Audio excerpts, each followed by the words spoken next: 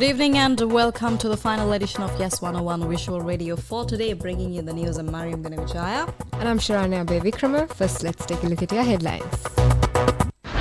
News First headline. Fisherfolk in Jaffna protest to protect sea of Sri Lanka. President instructs to develop a grassroots level national program for agricultural modernization. Sri Lanka seeks 5-month hold on Hamilton Reserve Bank bondholder lawsuit. In international news, Yemen's Houthis say they will continue sinking British ships. In sports, the 94th Battle of the Maroons ends in draw.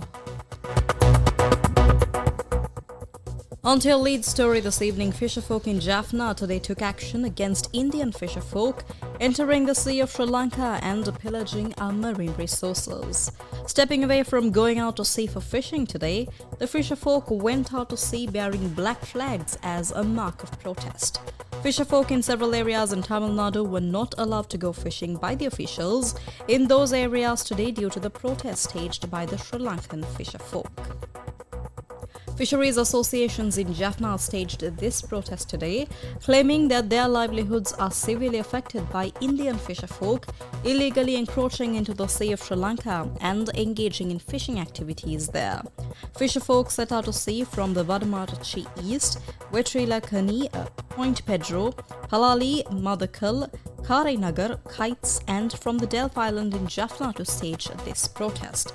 Over 500 fishing boats were seen docked at the Pamban and Mandapam jetties in the Ramanathapuram district of India as well.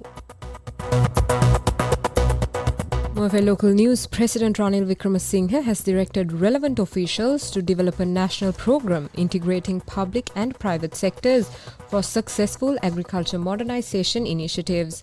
The President highlighted that despite annual budget allocations at national, provincial and local levels, the separate operations of public and private institutions have led to delays in achieving desired outcomes. He underscored the importance of garnering support from both public and private agricultural research institutes, along with the university system, to address the challenges encountered in implementing this program. He conveyed these sentiments during a progress review meeting of the Agriculture Modernization Program convened at the Presidential Secretariat recently. President Ranil Wickremesinghe also emphasized the necessity of formulating a national program that aligns with government policies and can be effectively implemented at grassroots level. Furthermore, he instructed the relevant officials to initiate the 26 related projects promptly.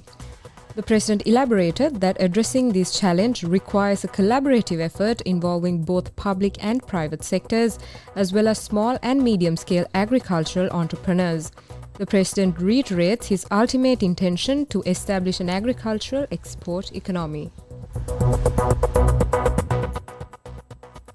Sri Lanka is seeking a 5-month extension to a lawsuit filed by a bondholder over the country's historic debt default, hoping for more time to negotiate with the private creditors.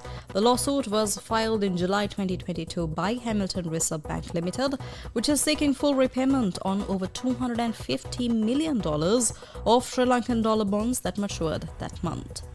This is not the first time Sri Lanka has requested a delay, and a previous extension was granted in November 2022.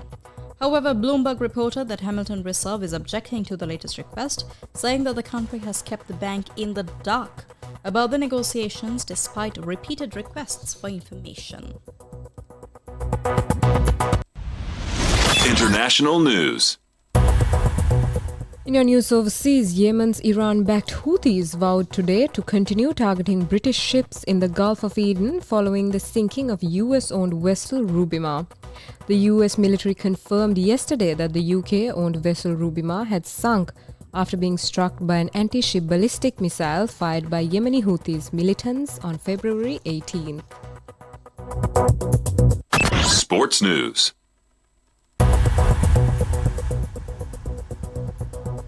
And in your sports news, the 94th Battle of the Maroons between Ananda College and Nalanda College for the N.M. Pereira Memorial Challenge Trophy ended in a draw. Day 2 of the 94th Battle of the Maroons was held at the SSC grounds in Colombo, and Nalanda College won the toss and opted to field first. Sadhu Samarasinha scored 84 runs for Nalanda College. Nalanda College captain Sajitha Vithanage, with an unbeaten century, was able to ensure that they posted a competitive total before declaring their innings on 277 for the loss of 8 wickets. In reply, Nalanda College posted 286 for 9 before declaring their innings. President Ranil Wickremesinghe also attended the 94th Battle of the Maroons, and in honor of the presidents present at the cricket encounter, he was presented a memento. Nalanda College began their second innings 9 runs behind and posted 120 for 4 before umpires removed the bails off to end the proceedings on day 2. And with that, we wrap up Yes 101 Visual Radio for today.